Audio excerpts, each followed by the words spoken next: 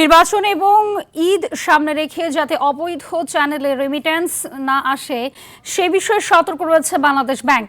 সীমান্ত থেকে কেউ যাতে জাল নোট পুশব্যাক করতে না পারে সে বিষয়েও কঠোর নজরদারি রয়েছে বলে মন্তব্য করেছেন বাংলাদেশ ব্যাংকের মুখপাত্র মোহাম্মদ আরিফ হোসেন। আর জানাচ্ছেন তৌহিদুর রহমান। 12 ফেব্রুয়ারি অনুষ্ঠিত হচ্ছে জাতীয় সংসদ নির্বাচন। সব দলের প্রার্থীরা প্রচার প্রচারণায় ব্যস্ত সময় পার করছেন। বাংলাদেশের বিপুল সংখ্যক মানুষ মধ্যপ্রাচ্য সহ বিভিন্ন দেশে কর্মরত। রমজান এবং ঈদকে সামনে রেখে পরিবার স্বজনদের জন্য রেমিটেন্স পাঠান তারা। তবে এবার জাতীয় নির্বাচন ঘিরে আরও বেশি রেমিটেন্স আসতে পারে বলে মনে করছেন সাধারণ মানুষ।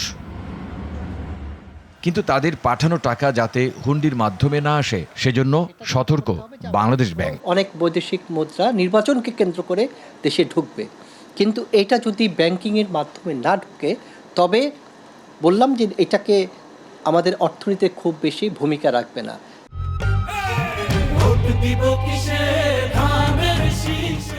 এজন্য বাংলাদেশ ব্যাংক বিষয়টি আগে থেকেই অ্যান্টিসিপেট করেছে এবং ব্যাংকগুলোর সাথে এইভাবে ইনফরমালি কথাবার্তা হয়েছে। প্রবাসীরা যাতে ইনফরমাল সেক্টরের প্রতি টাকা প্রেরণের ক্ষেত্রে আগ্রহী না হয়ে যায় সেই ব্যাপারে আপনাদেরকে সক্রিয় ভূমিকা পালন করতে হবে। ঈদ এবং নির্বাচন সামনে রেখে জাল নোট ছাপানোর কথাও শোনা যাচ্ছে বিভিন্ন মাধ্যমে। এমনকি সীমান্তের উপর থেকেও নকল টাকা আসতে পারে এমন শঙ্কাও রয়েছে। এসব বন্ধে কঠোর অবস্থানে বাংলাদেশ ব্যাংক।